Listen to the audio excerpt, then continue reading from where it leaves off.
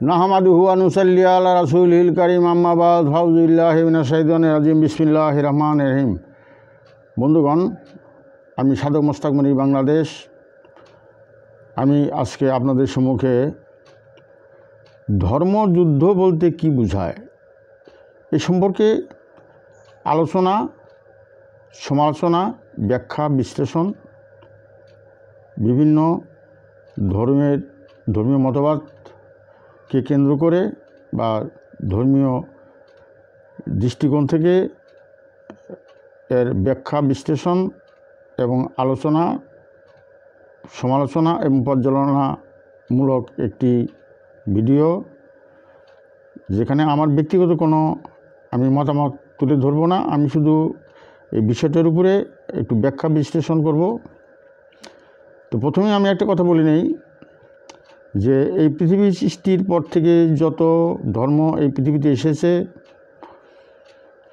সর্বলেটেস্ট ধর্ম এবং সর্বাধুনিক ধর্ম এবং সবচেয়ে সেরা ধর্ম এবং সর্বশেষ যে ধর্ম সেটা ইসলাম ধর্ম। এটা হলো লেটেস্ট ধর্ম, অর্থাৎ সর্বশেষ ধর্ম, এবং এর মাধ্যমে ধর্মের সমাপ্তি ঘটে। অর্থাৎ ধর্মের যে শরিয়ত, ধর্মের যে বিধিবিধান, ধর্মের যে আইন কানুন, ধর্মের যে নিয়ম রীতি, এটা পূর্ণতা লাভ করেছে। এজন্য আমরা দেখতে পাই যে বিদায় হজের পরে এবং বিদায় হজের সময় যে আয়াতটি নাযিল হয়েছে, আর সেটা হলো এই যে লাকুম দিনুকুম ওয়ালিয়াদ দিন, যার যার ধর্ম তার তার কাছে। অর্থাৎ সত্য প্রকাশিত হয়েছে এবং মিথ্যা পলায়ন করেছে। এখন যার যার ধর্ম শেষে পালন করবে। ধর্মের ব্যাপারে কোনো প্রকার জোর জবরদস্তি নাই।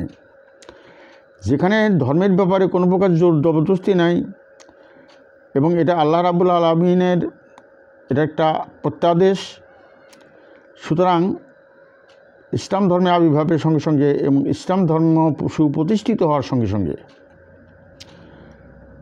ধর্মযুদ্ধ রদ করা হয়েছে। কারণ আল্লাহ পাক রাব্বুল আলামিনের সিদ্ধান্তই সিদ্ধান্ত, আমাদের কোনো সিদ্ধান্ত নয়। এখন যদি আমরা মানুষ হয়ে যদি মহান আল্লাহ পাক রাব্বুল আলামিনের সিদ্ধান্তের উপরে যদি আমরা হাত বাড়াবার চেষ্টা করি, তাহলে মহান আল্লাহ পাক রাব্বুল আলামিন তিনি তো খুশি হবেনই না, বরং তার বিনিময়ে শাস্তি ভোগ করতে হবে। ইহকালেও লাঞ্ছনা, পরকালেও লাঞ্ছনা ভোগ করতে হবে। আমি এই রেফারেন্সটা দিয়েই আমি আজকে আলোচনা শুরু করছি। তাহলে আসুন ভিডিওটি শুরু করা যাক। পৃথিবীর সৃষ্টির লগ্ন থেকেই বিতাড়িত শয়তান এই পৃথিবীতে বিশৃঙ্খলা সৃষ্টি করার জন্য বিভিন্নভাবে মানুষের রগে রগে প্রবেশ করে, মানুষের মেধা মননে প্রবেশ করে এবং মানুষের আত্মার ভিতর প্রবেশ করে, মানুষের দেহের ভিতর প্রবেশ করে এবং মানুষের রক্তের ভিতর প্রবেশ করে এবং মানুষের ব্রেনের ভিতর প্রবেশ করে, মানুষকে তার সঠিক সত্যপথ থেকে দূরে নিয়ে যাওয়ার জন্য, তাকে অন্ধ রাখার জন্য এবং তাকে অজ্ঞানতার অন্ধকারে নিমজ্জিত রাখার জন্য এবং কোনো প্রকার সংস্কার থেকে তাকে দূরে রাখার জন্য বিভিন্নভাবে ডান থেকে বাম থেকে, সম্মুখ থেকে পিছন থেকে, দূর থেকে তাদেরকে মানুষকে পাকড়াও করতে থাকে এবং মানুষ বারবার বিভ্রান্ত হয়ে যেতে থাকে এবং মানুষ সঠিক পথ থেকে বিচ্যুত হতে থাকে। যার জন্য এই পৃথিবীতে দেখা যায় যে ধর্মযুদ্ধ করতে হয়েছে। আমি ধর্মযুদ্ধ সম্পর্কিত কিছু তথ্য উপাত্ত আপনাদের সামনে উপস্থাপন করব। যেমন আমি প্রথম যুগে সত্য দাভর যুগে রামচন্দ্রের আবির্ভাব ঘটেছিল এবং যে রাক্ষস জাতি, যে প্রধান রাবণ, সে শ্রী রামচন্দ্রের স্ত্রীকে হরণ করেছিল এবং যার ফলে সেখানে একটা যুদ্ধ সংঘটিত হয়েছিল। যদিও এটি একটি পারিবারিক যুদ্ধ, অর্থাৎ একজন ব্যক্তি আরেকজন ব্যক্তির স্ত্রীকে হরণ করে নিয়ে যাওয়ার জন্য তাদের যে ভিতরে যে একটি ক্ষোভ সৃষ্টি হয় এবং অবমাননার কারণে যুদ্ধ সংঘটিত হয় এবং এই যুদ্ধটা একাদিকে যেমন একটা অন্যায়কারীর বিরুদ্ধে যুদ্ধ, পাশাপাশি এটা একরকম ধর্মযুদ্ধই হয়ে যায়। কারণ রাক্ষস জাতির সঙ্গে মানব জাতির যুদ্ধ হয় এবং সেই যুদ্ধে দুষ্ট রাক্ষস জাতির সঙ্গে মানব জাতির দুর্বল মানব জাতির যুদ্ধ হয় এবং সেই যুদ্ধে রামচন্দ্র জয়যুক্ত হন এবং রামচন্দ্র পরবর্তী সময়ে তিনি সত্যনিষ্ঠ একটি রাষ্ট্র কাঠামো গঠন করেন এবং রাষ্ট্র ব্যবস্থা গঠন করেন এবং রাষ্ট্রের সত্যকে প্রতিষ্ঠিত করেন এবং ন্যায়কে প্রতিষ্ঠিত করার চেষ্টা করেন এবং প্রজার হিতৈষী হিসাবে তিনি আজও মানুষের কাছে সম্মানের পাত্র হয়ে আছেন এবং রামচন্দ্রকে বলা হয় তিনি একজন অবতার। এটা হলো হিন্দু ধর্মের ইজম অনুযায়ী কথাটি বললাম। এর পরবর্তীতে আমরা দেখতে পাই যে শ্রীকৃষ্ণের আবির্ভাব হয় সত্য দাভর ক্রেতা। এই ক্রেতা যুগে শ্রীকৃষ্ণের আবির্ভাব হয় এবং সেখানে একটা ধর্মযুদ্ধ হয়। সেটা হলো, যদিও সেটা পারিবারিক, অর্থাৎ পাণ্ডবের সঙ্গে কুরুদের যুদ্ধ হয় এবং এটা আসলেও একটা পারিবারিক বিষয় ছিল এবং রাজত্বের বিষয় ছিল এবং রাজত্ব নিয়েই যুদ্ধ হয়, কিন্তু এখানে সত্য মিথ্যার লড়াই হয়েছিল। অর্থাৎ পাণ্ডবরা সত্যনিষ্ঠ ছিল এবং কুরুরা তারা কী করতো, জবরদস্তি কারক ছিল এবং এখানে ন্যায় অন্যায়ের মধ্যে যুদ্ধ হয় এবং একটা যাকে ধর্মযুদ্ধ নামে অভিহিত করা হয়। এর পরবর্তীতে আমরা আরও অনেক যুদ্ধ দেখেছি এবং ক্রুসেডের যুদ্ধ আমরা দেখেছি। কিন্তু ঘটনা হলো যে এই যে যুদ্ধ হয়েছে আমরা দেখতে পাই যে মুসা আলাইহিস সালামের সঙ্গে ফেরাউনেরও যুদ্ধ হয়, এরকম সুলাইমান পয়গম্বরের সঙ্গেও যুদ্ধ হয়, বিভিন্ন বিধর্মীদের সঙ্গে তাদের যুদ্ধ হয়। এই যে পৃথিবীতে বিভিন্ন ধরনের ধর্মযুদ্ধ হয়, এই ধর্মযুদ্ধ সংঘটিত হয়েছিল তখন এই জন্যই যে সত্যকে প্রতিষ্ঠিত করার জন্য এবং সত্য এবং মিথ্যার লড়াই, অর্থাৎ সত্যকে প্রতিষ্ঠিত করার জন্য যুদ্ধ সংঘটিত হয়েছিল। এবং পরবর্তী সময়ে এই সত্যকে প্রতিষ্ঠিত করার জন্যই পরবর্তী সময় আমরা দেখতে পাই যে যখন সেই অন্ধকার যুগ, অর্থাৎ আরবের বুকে যখন অন্ধকার যুগ নিমজ্জিত হয়েছিল, তারা অন্ধকারে নিমজ্জিত হয়েছিল, তারা বর্বর হয়েছিল, তারা অসভ্য হয়েছিল এবং তারা বিভিন্ন ধরনের অধার্মিক কার্যকলাপে লিপ্ত হইতেছিল এবং তাদের ভিতরে কোনো প্রকার ধর্মই ছিল না এবং তারা সকল প্রকার অনৈতিক কাজে তারা লিপ্ত হইত এবং সেই জুয়া, মদ, মূর্তি পূজা এবং বিভিন্ন ধরনের অধার্মিক কাজে তারা কাজ সংগঠিত করতো আর কি, তারা মত্ত হয়েছিল।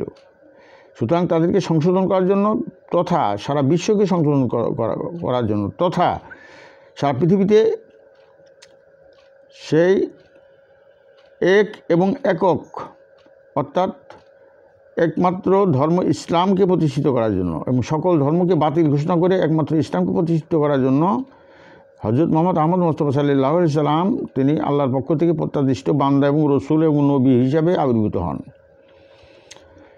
এবং তিনি নবুয়ত লাভ করার পরে তিনি বিভিন্ন ধরনের স্ট্রাগল এবং বিভিন্ন ধরনের বাধার সম্মুখীন হন। তিনি তো এসেছিলেন সত্যকে প্রতিষ্ঠিত করার জন্য, ন্যায়কে প্রতিষ্ঠিত করার জন্য এবং সত্য ধর্মকে প্রতিষ্ঠিত করার জন্য এবং পৃথিবী থেকে অন্যায়কে, অবিচারকে, অনাচারকে, ব্যভিচারকে, মদ্যপানকে, সুদকে, বিভিন্ন কুসংস্কারকে দূর করার জন্য তার আবির্ভাব হয়েছিল। কিন্তু দেখা গেল যে তিনি তার এই মিশনকে বাস্তবায়িত করতে গিয়ে পদে পদে বাধার সম্মুখীন হতে থাকেন এবং এক সময় তাকে হত্যা করার পরিকল্পনা করা হয় এবং আল্লাহর নির্দেশে তিনি মক্কা ত্যাগ করে দিয়ে মদিনাতে হিজরত করেন এবং দেখা গেল যে মদিনাতে হিজরত করার পরেও মক্কার কাফেরগণ এবং কুসংস্কারে আচ্ছন্ন ব্যক্তিগণ তারা সেই পূর্বপুরুষের ধর্মকে আঁকড়ে ধরে রাখার জন্য এবং মুহাম্মদকে তাদের শত্রু মনে করেন, সাল্লাল্লাহু আলাইহি সাল্লামকে শত্রু মনে করেন এবং তাকে জাদুকর মনে করেন এবং তাদেরকে প্রতিদ্বন্দ্বী মনে করেন। এই জন্য তাকে এই পৃথিবী থেকে মিটিয়ে দেওয়ার জন্য এবং তার পৃথিবী থেকে ধ্বংস করে দেওয়ার জন্য তাকে হত্যা করার পরিকল্পনা করেন এবং সে মদিনাতে আশ্রয় গ্রহণ করার পরেও মক্কার সেই সমস্ত কাফেরগণ তারা একত্রিত হয়ে এবং সমস্ত শক্তি সঞ্চয় করে তারা সেই মদিনাকে আক্রমণ করেন।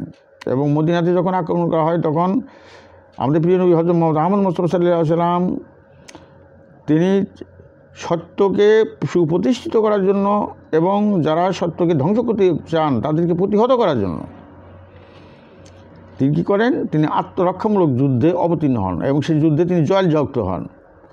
এবং এইভাবেই তিনি প্রথম সেই তার প্রবর্তিত ইসলাম ধর্মকে রক্ষা করেন এবং কাফেরদেরকে পরাজিত করেন। এরপরে আরও অনেক যুদ্ধ সংঘটিত হয় এবং সেই সমস্ত যুদ্ধে শুধুমাত্র সেই উহুদের যুদ্ধে তিনি পরাজিত হন এবং তার দন্ত মোবারক শহীদ হন এবং তিনি নিজেও আহত হয়েছিলেন। আর প্রায় সবগুলো যুদ্ধেই আমাদের প্রিয় নবী হযরত মুহাম্মদ সাল্লাল্লাহু আলাইহি ওয়াসাল্লাম সেই সত্য প্রতিষ্ঠার যুদ্ধে তিনি জয়যুক্ত হন এবং ইসলাম সুপ্রতিষ্ঠিত হয়ে যায়। এবং ইসলাম যখন সুপ্রতিষ্ঠিত হয়ে যায় এবং যখন তিনি সেই মদিনা থেকে সেই তার মিশন নিয়ে মক্কা আক্রমণ করেন এবং মক্কা জয় করেন এবং কাবাঘর থেকে সমস্ত মূর্তিকে অপসারণ করেন এবং মূর্তি পূজাকে বন্ধ করে দেন, জুয়া বন্ধ করে দেন, মদকে বন্ধ করে দেন, সুদকে বন্ধ করে দেন এবং আরও যে সমস্ত কুসংস্কার ছিল সমস্ত কিছু বন্ধ করে দিয়ে তিনি একটা সংস্কার নিয়ে আসেন এবং এই সংস্কারটাই হলো আল কোরআনের বিধান তিনি নিয়ে আসেন এবং এটাই সার্বজনীন এবং এই পৃথিবী যতদিন থাকবে ততদিন ইসলাম থাকবে। কিন্তু এখানে আমাদের প্রিয় নবী সাল্লাল্লাহু আলাইহি ওয়াসাল্লাম এটা তার নিজের কোনো কথা নয়, তার জীবন দর্শন, এটা আল্লাহ পাক রাব্বুল আলামিনের প্রদর্শিত জীবন দর্শন। তার চলাফেরা উঠা বসা এবং আচরণ সবই আমাদের মহান রাব্বুল আলামিনের প্রদর্শিত যে আচার, তাকে যেভাবে চলতে বলেছেন তিনি ঠিক সেভাবে চলেছেন এবং আল্লাহ পাক রাব্বুল আলামিনের নির্দেশ ছাড়া কোনো কাজই তিনি করেন নাই। সুতরাং যে মহান আল্লাহ রাব্বুল আলামিনের দেওয়া যে আচরণ, বিধি বিধান, সংস্কৃতি এবং নিয়মকানুন এই সমস্ত কিছু এবং তার জীবনের সমস্ত আচরণের বিরুদ্ধে ফুটে ওঠে আল কোরআন ফুটে ওঠে এবং আল্লাহর বিধান ফুটে ওঠে, আল্লাহর নির্দেশিকা ফুটে ওঠে, আল্লাহর দেওয়া জীবন বিধান ফুটে ওঠে এবং তিনি সর্বোপরি তার উপর যে আয়াতটা নাযিল হয় সেটা হলো যে লাকুম দিনুকুম ওয়ালিদ দিন। এখন ধর্ম সুপ্রতিষ্ঠিত হয়ে গেছে। ধর্ম বলতে ইসলামকেই বোঝায়, আর বাকি ধর্ম অতীতের ধর্মকে বাতিল ঘোষণা করা হয় এবং ইসলাম ধর্মকেই একমাত্র ধর্ম হিসাবে প্রতিষ্ঠিত করা হয় এবং কিয়ামত পর্যন্ত এই ধর্মই সত্য ধর্ম হিসাবে থাকবে। কিন্তু ঘটনা হলো যে এর সঙ্গে সঙ্গে আল্লাহ পাক রব্বুল আলামিন এই আইনও জারি করে দেন যে আজ থেকে ধর্মের ব্যাপারে আর কোনো জোর জুলুম আর থাকবে না, ধর্মের জন্য কোনো যুদ্ধ থাকবে না, ধর্মের জন্য কোনো প্রকার কারো উপরে ধর্ম চাপিয়ে দেওয়া যাবে না। ধর্মের প্রচার থাকবে, ধর্মের প্রচার থাকবে, তাবলিগ থাকবে, ধর্মের প্রচার থাকবে, কিন্তু ধর্মযুদ্ধ থাকবে না।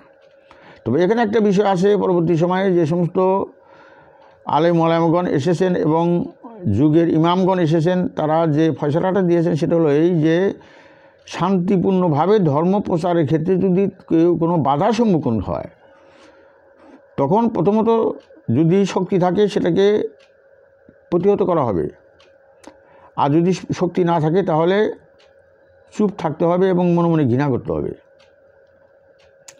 এবং শান্তিপূর্ণভাবে ধর্মের প্রচার চালিয়ে দিতে হবে। এবং সত্য ধর্মের ভিতরে এমন একটি গুণ এবং মহাশক্তি নিহিত রয়েছে যে সত্য ধর্ম সত্যই সুন্দর, সুন্দরই সত্য, এবং সত্য ধর্মের ভিতরে এমন একটি মাজেজা রয়েছে, সত্য ধর্মের ভিতরে এমন একটি মোহিনী শক্তি রয়েছে, সত্য ধর্মের ভিতরে এমনই কিছু গুণাবলী রয়েছে, সত্য ধর্মের ভিতরে এমন কিছু সৌন্দর্য রয়েছে যে সে আপন সৌন্দর্য গুণে মানুষকে আকৃষ্ট করতে সক্ষম। সুতরাং আমরা মুসলমানগণ যদি আমরা ইসলামের সত্যিকার আহকামকে মেনে চলি এবং সত্যিকার নির্দেশিতাকে মেনে চলি, সত্যিকার নিয়ম কানুনগুলোকে আমরা যদি মেনে চলি এবং যদি আমরা আমাদের আচার আচরণের মধ্যে দিয়ে যদি আমরা ইসলাম ধর্মকে প্রতিষ্ঠিত করি, তাহলে পৃথিবীর মানুষ অবশ্যই আমাদের দিকে আকৃষ্ট হবেন এবং মুগ্ধ হবেন, এবং তারা নিজের ইচ্ছাতেই তারা ইসলামের শীতল ছায়াপথে, শান্তির ছায়াপথে তারা আশ্রয় গ্রহণ করবেন। বলুন সুবহানাল্লাহ। যার পরিপ্রেক্ষিতে ইসলাম ধর্মের আগমনের সুপ্রতিষ্ঠিত হওয়ার সঙ্গে সঙ্গে ধর্মযুদ্ধকে রহিত করা হয়েছে।